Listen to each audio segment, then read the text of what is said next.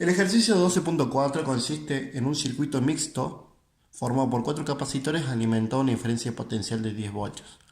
El objetivo es calcular todas las diferencias de potencial de todos los capacitores y todas las cargas aplicadas. Para lo mismo vamos a calcular primero la capacidad total arrancando por la capacidad en paralelo, la cual simplemente es una suma directa entre la capacidad del capacitor C2 más el capacitor C3 de 7 microfaradios más 5 microfaradios, lo cual nos va a otorgar una capacidad total de 12 microfaradios.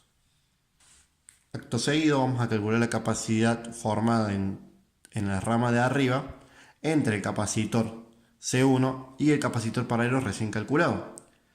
Esto se calcula a través de la sumatoria de las inversas. Va a ser igual a 1 sobre 1 el capacitor del paralelo más 1 sobre el capacitor C1. O es lo mismo decir el capacitor del paralelo a la menos 1 más el capacitor 1 a la menos 1. Todo esto a la menos 1. Esto nos va a dar igual a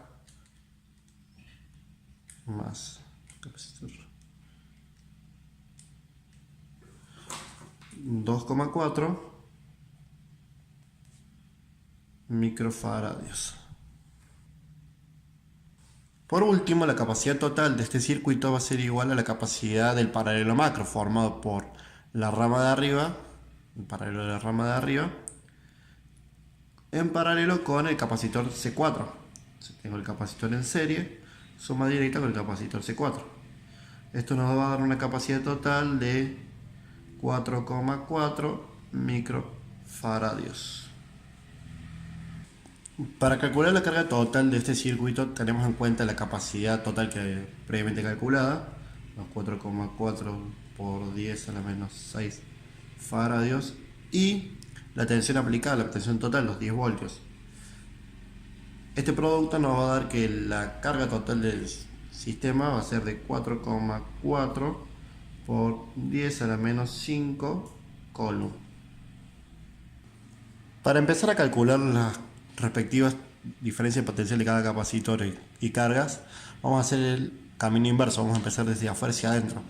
Nos conviene arrancar con el capacitor C4, ya que podemos aplicar una propiedad del paralelo donde la diferencia de potencial aplicada al nodo va a ser la misma que aplicamos a la rama. Por ende, la diferencia de potencial que se aplica a C4 es la misma que la total, una diferencia de potencial de 10 voltios. Y de acá tenemos que la carga Q va a ser igual al producto de la capacidad de 4 por la tensión en 4, los 2 por 10 a la menos 6 faradios por los 10 voltios nos va a dar una carga Q en C4 de 2 por 10 a la menos 5 coulomb. Para la rama de arriba podemos aplicar el mismo procedimiento teniendo en cuenta que la rama de arriba ahora está conformada por un capacitor en serie, una serie, el cual también ya habíamos calculado previamente su valor, que era igual a 2,4 por 10 a la menos 6 faradios, y podemos aplicar que a toda la serie se aplica una tensión, una diferencia de potencial de 10 voltios, por lo cual la carga de toda la serie va a ser igual a 2,4 por 10 a la menos 5 coulomb. Si aplicamos la propiedad de la serie para las cargas, podemos calcular la diferencia de potencial tanto en el capacitor 1 como en el paralelo. ¿Cómo hacemos esto? Simplemente teniendo en cuenta que la carga de la serie que habíamos calculado, la de toda la rama, va a ser igual tanto para el capacitor 1 como para el capacitor del paralelo. Por lo cual podemos calcular simplemente haciendo la división, el cociente entre la carga y la capacidad correspondiente, y obtenemos que para el caso de la diferencia de potencial en el capacitor 1 va a ser igual a la capacidad de la serie, los 2,4 por 10 a la menos 5 coulomb, dividido la capacidad del mismo, que son 3 por 10 a la menos 6 faradios. Y esto nos da una diferencia de potencial de 8 voltios.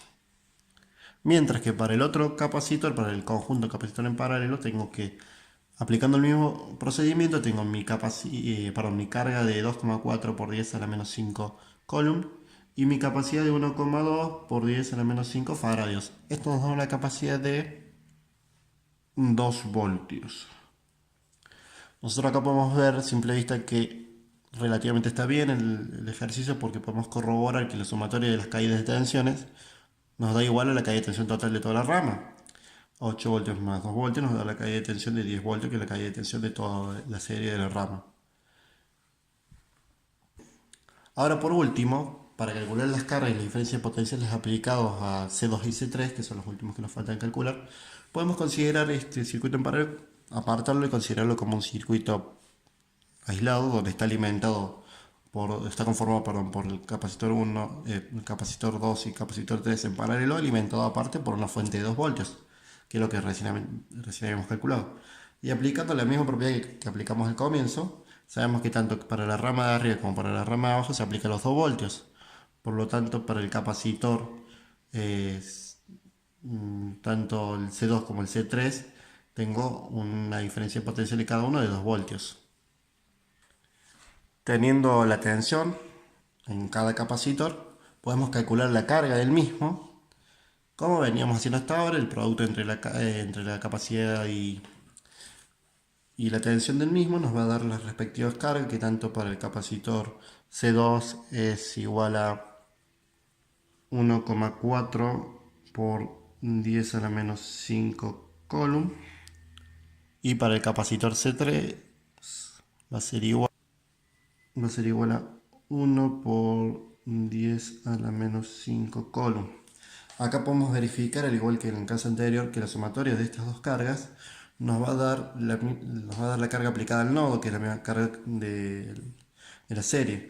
Tengo 1,4 más 1, nos va a dar 2,4 por 10 a la menos 5 coulomb, que es la misma carga de la serie.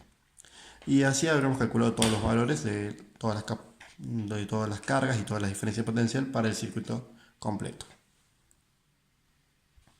Ahí realicé las últimas correcciones porque había colocado mal los valores. Había puesto en el capacitor C3, había puesto los valores correspondientes a la capacidad, a la carga y la diferencia potencial del C1. Ahí corregí todo y quedó.